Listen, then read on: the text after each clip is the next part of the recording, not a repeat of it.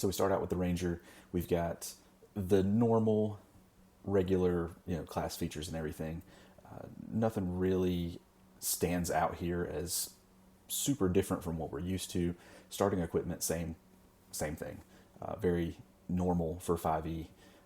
It's the class features that I really want to look at, because Ranger has developed a reputation as being one of the weaker classes of 5th edition, and I want to take a look and see if the features here hopefully will raise the power level compared to what we've been accustomed to, and also if it will meet the expectations of what I think of when I think of the Ranger class. So we shall see. But the Explorer option, first level Ranger, dealing with environmental changes, climbing speed or swimming speed, awesome.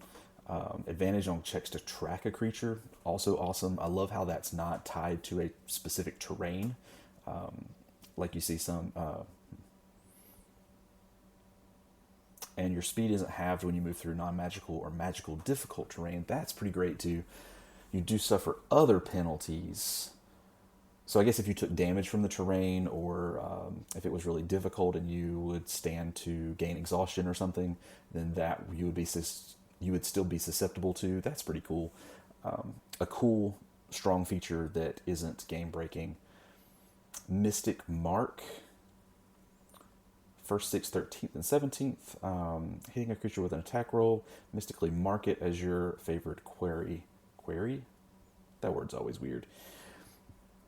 Remains marked for 1 minute. This is basically Hunter's Mark, but under a different name, and clearly a class feature here instead of a spell, which is cool. You don't have to spend spell slots on it. Remains marked for 1 minute, so that's pretty cool. It does improve multiple times over the course of your career as a Ranger. Mystic Mark, D6. Oh, I guess. So it must... Oh, there's more down here. Okay. While the creature is marked, you deal an extra D4 damage to hit it. Oh, including the triggering attack. So that's cool. You don't have to choose what you're marking until you actually hit it. That's helpful. So you never waste it by, like, Hunter's marking a creature and then missing it and then seeing the creature go down before you get another turn. I have definitely had that happen to me before, and seen it happen to players in my games. Each time you successfully hit it, it's pretty awesome.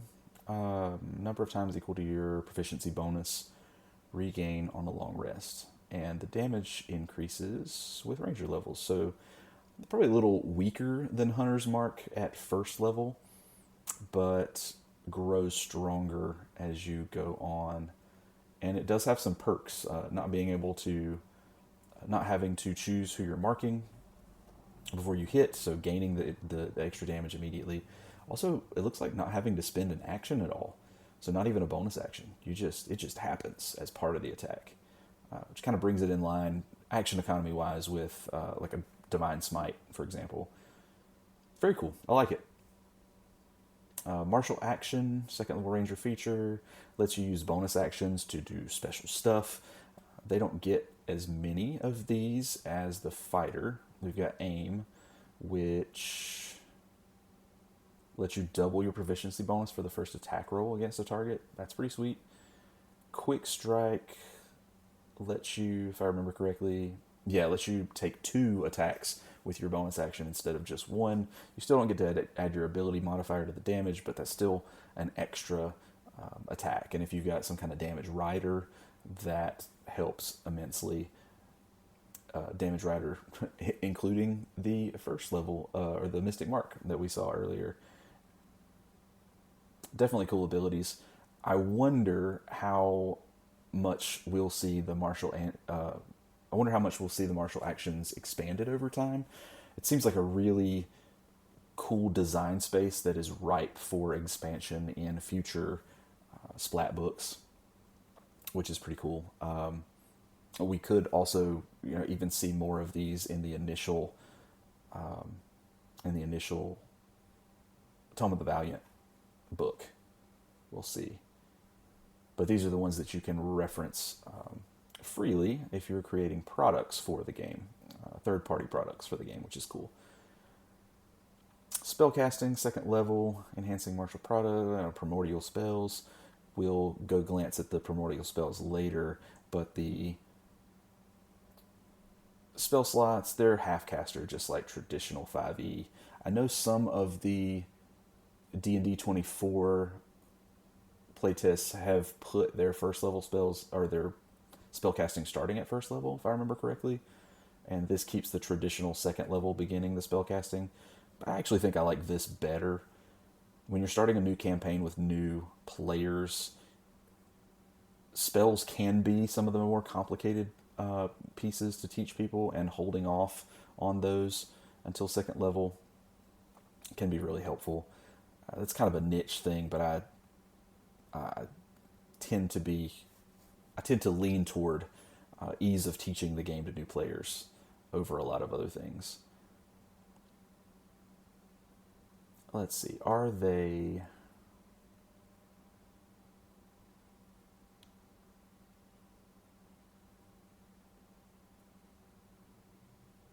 Yeah, so they're long rest casters.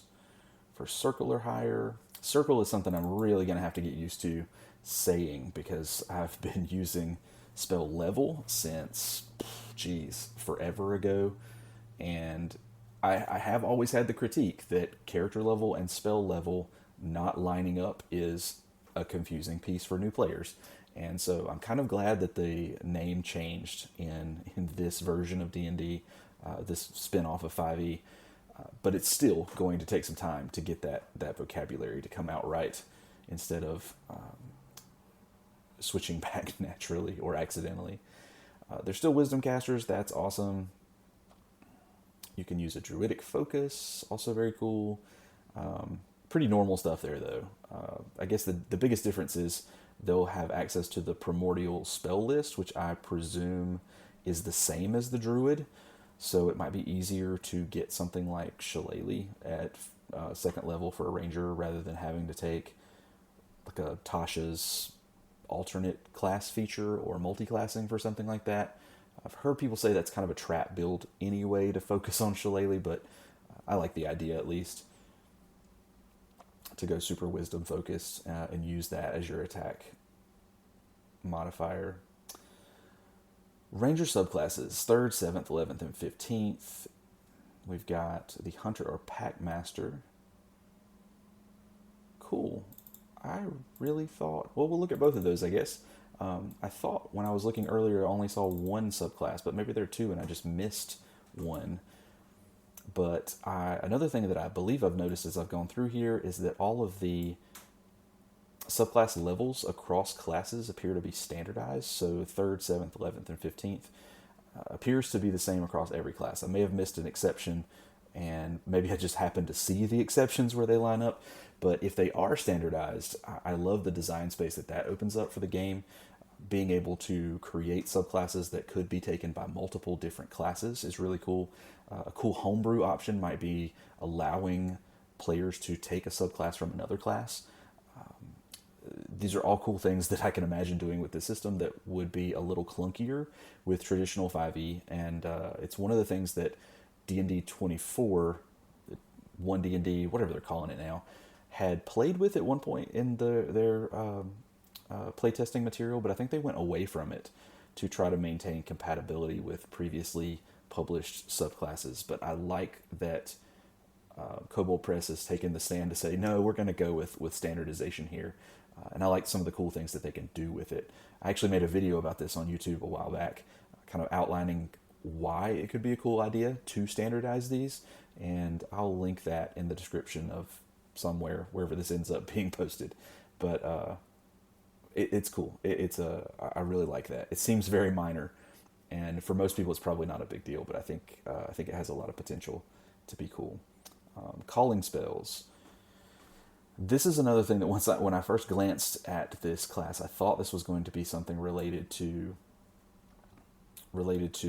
summoning spells, but the calling spells actually have to do with the subclass, and they're like the Tasha's and Xanathar's subclasses that just add spells to the ranger casting ability that aren't necessarily on the original spellcasting list, which is cool.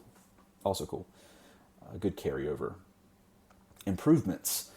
I love this so much more than the improvements in talents, the idea of the talent. I love this so much more than the traditional 5e feat. And again, it's something subtle, but something that I love. The norm here is pretty much the same. Increase a single ability score by 2, or increase 2 different ones by 1 each. That is very normal for 5e. The other piece, though, is this increase one ability score by 1 and select a talent. This takes the place of a feat, and it essentially takes every feat-like ability and turns it into a half feat that you get to choose the ability score that's increased. So you can mix and match these however you want. They do have them subdivided into different categories. So like martial, technical, and I think the third is magical. But very cool that it opens up that kind of design potential. And then there are different things, different class abilities that I've glanced through and seen that will allow you to take a talent from a different list than you normally could, which opens up some ideas as far as being able to fake a multi-class in ways that you wouldn't normally be able to do without multi-classing. And in some ways, it's a little more restrictive than the traditional 5e feats because it hides some of those abilities behind that list. But in most cases, those are things that you're not going to take unless you're leaning in that direction anyway, or unless you've taken a class in that kind of category. Regardless, it's cool. I like it a lot. I like the directions they can take that. Multi-attack. I know this is probably not a big deal, but I also love that they changed extra attack to multi-attack to keep the language in line with monsters so that there isn't like weird confusion about whether certain abilities work differently that reference extra attack versus multi-attack, and can you use something when you're in wild shape form if it references extra attack, but when wild shape you get multi-attack because you're now it cleans that up. And I don't know if D&D 24 is doing that or not, but if they aren't, they should. This is just elegant and cleans up the language. Otherwise, it works the same. Empowered Mark. This is actually the part where I had not had the chance to read this far. So as we go through these, I'll be seeing most of these for the first time. Instinct sharpened, marking by your mystic mark. So basically like a super tracking ability. So when you use your mystic mark, you get these extra perks, being able to track them even if they're invisible. Very cool. Or being able to not have penalties because it's invisible. Anyway, it's very cool. It takes that very base feature and makes it even stronger, which is sweet. Stalker Step at 9th level. Being able to become invisible a number of times equal to your proficiency bonus. That's pretty cool. We actually see, well, it has some conditions, so you have to be obscured or heavily obscured. It does take a bonus action, but we've seen this in the past attached to abilities in other editions, so it's not like this is a huge... hugely new feature. It's just, it's solid. It's cool. Being able to turn invisible is always sweet. Heroic Boon. This is another really cool piece of the Black Flag Roleplaying, Tales of the Valiant, whatever puzzle that I'm really loving as I read through these. Being able to choose a feature at this level, lots of different boons to choose from. This is... Like, I haven't even read these yet, but truly having a 10th level feature, and Heroic Boon is 10th level across all classes. So having a feature like this that is very flexible and that you can very easily add new ideas to, new components to, new features to.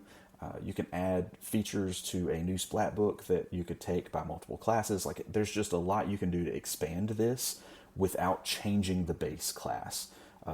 So these are the kinds of abilities, kind of like martial action, where if you don't have to change the class feature later on, if you run into a balancing issue, maybe we're 3 years into playing this game and they realize, like, oh, this class is way worse than the other classes. You can add some options to these abilities, to these features that players can take to kind of shore up some of that weakness, or keep things a little more in line.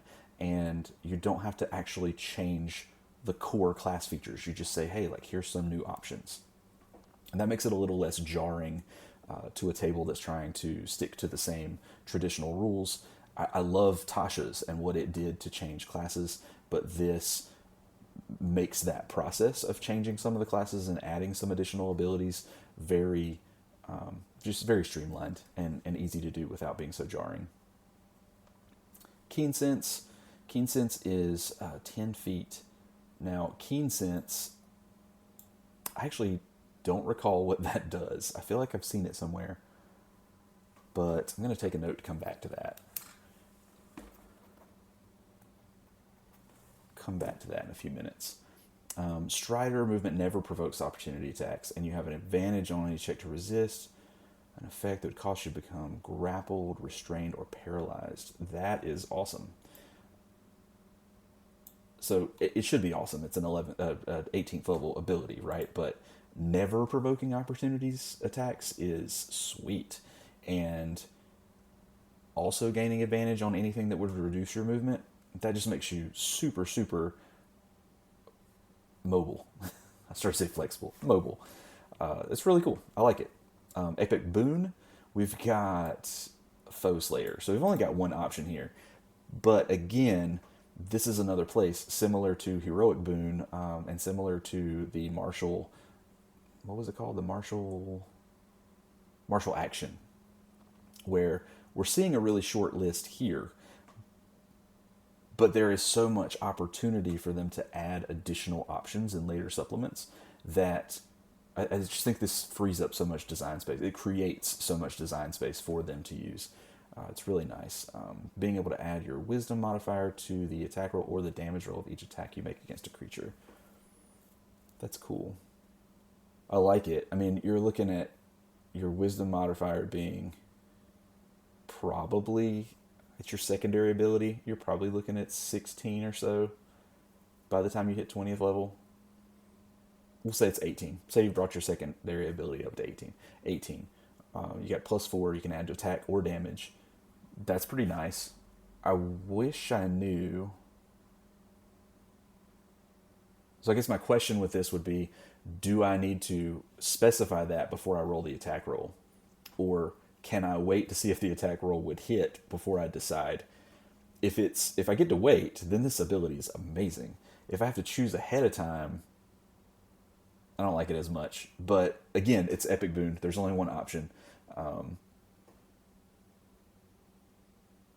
I feel like in future supplements, we're going to see more options. And even if this one is not great, even if they decide later on that, I think we're going to see more design there. So subclasses. Let's jump into subclasses. The Hunter subclass. This is pretty standard on the face of it, at least with the idea of it. We get some calling spells. Again, not summoning spells, but calling spells. Protection from evil and good, Misty Step, one of my favorite spells. Non-detection, banishment. Banishment's sweet. And greater hold. So hold is another cool change that they've made in Tales of the Valiant, with, instead of hold person or hold monster or whatever, they just have hold and greater hold. And it triggers, or not triggers, but the restriction is on creature. Excuse me, back that up. The restriction is on size rather than creature type.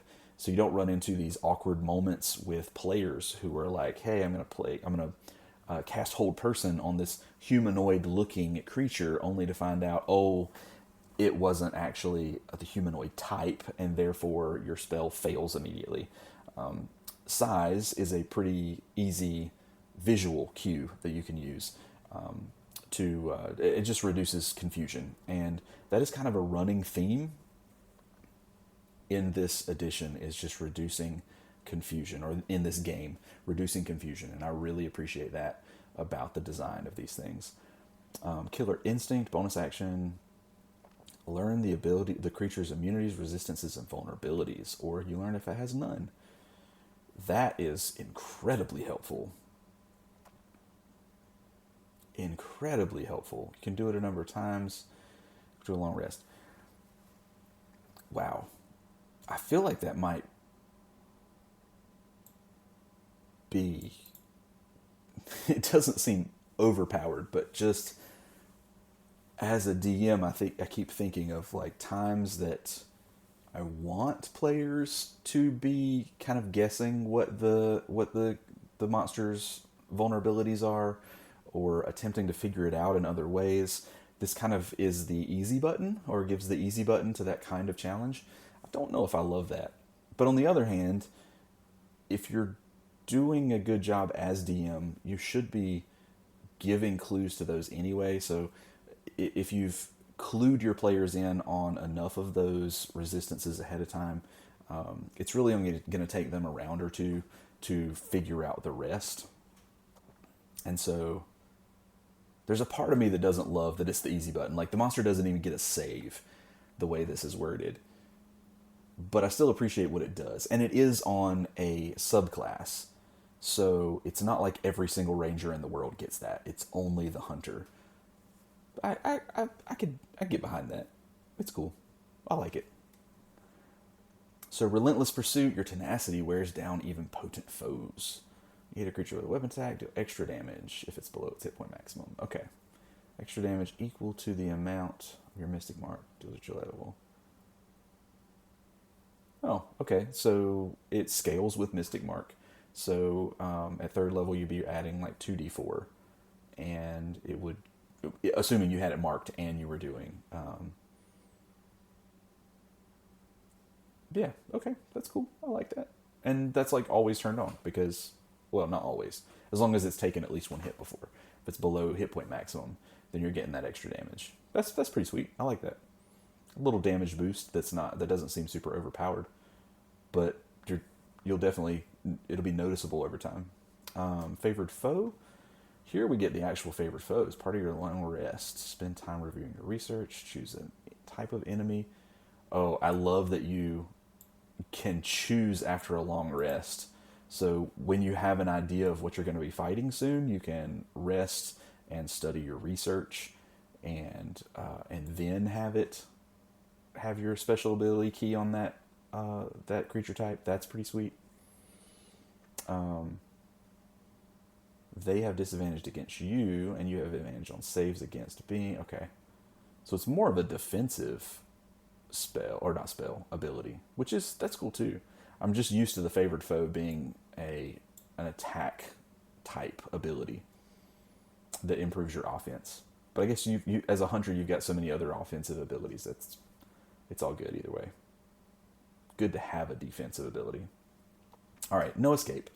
When a creature marked by your Mystic Mark attempts to move, you can use your reaction to magically teleport 30 feet. Okay, now that I really like. I mentioned earlier that Misty Step was one of my favorite spells. This is sweet.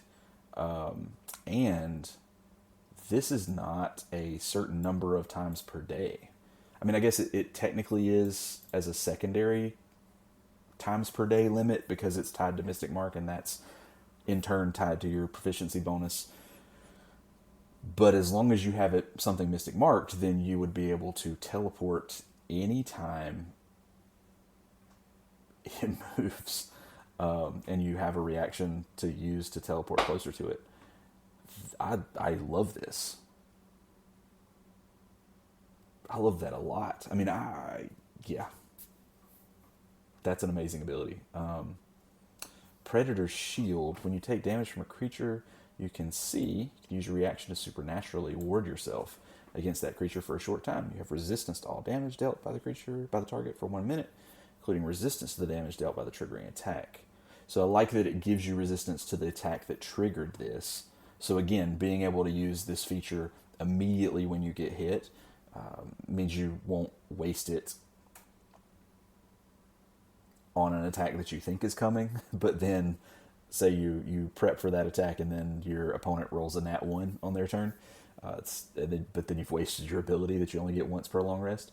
This is really nice though. It's almost like a free absorb elements in some ways. You don't get to turn it around and swing back for extra damage, but it's still cool. And that brings us to the end of the Ranger, and I was right. It says that there are 2 subclasses here, detailed at the end of this class, but Packmaster is not there. Probably an oversight. I assume.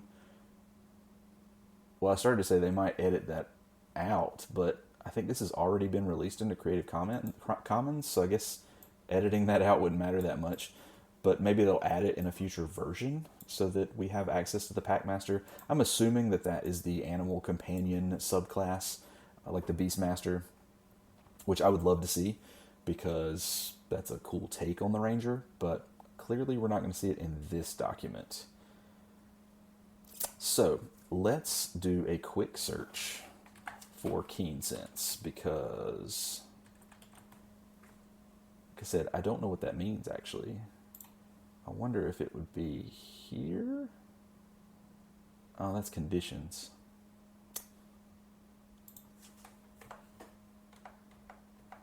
I wish it had a page number of like, where is Keensense? Here we go, special senses. A creature with Keensense can perceive its surroundings using a sense other than vision. Oh, so this is... Oh, I started to say it's going to be like Tremor Sense, but there's Tremor Sense. So it's not going to be exactly the same.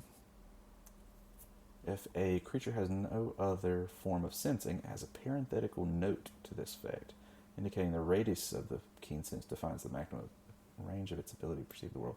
So I guess this is kind of like blind sight, which is cool. That a ranger would get that. That's cool. I like that. And then lastly, let's look at the not the spell descriptions. Let's look at the list. So spell list for Primordial: Dancing Lights, Druidcraft, Poison Spray, Produce Flame, Resistance, Shillelagh, yes. So we do get that, the option. Assuming Shillelagh actually works the same way. I may pull that up in just a second just to double check. But we've got Animals, Friendship, Burning Hands, Create, Destroy Water. So some... Expeditious Retreat, Fogback, Goodberry, woohoo! Love Goodberry too. I wonder if that still works. Some people really love and hate Goodberry. I wonder if they've made some changes to that spell. We'll look that one up in just a second. But that's a ranger goodie right there. Moonbeam, Spider Climb. Spike Growth is there, which is cool. Love that on some rangers that I've played in the past. Conjure Animals, very on point. Plant Growth, Sleet Storm, good offensive spell. And then we actually only get, I believe, up to 5th level, so I'm not going to dig into the deeper spells, but Conjure Woodland Beings, another good one. Cold, Greater Respiration, Tree Stride, nice. All right, so I want to look at a couple of things. First of all, I want to see if Shillelagh still works the way it does in traditional D&D. So for the duration, you can use your spellcasting modifier instead of strength for the attack and damage roll. Casting time of 1 hour.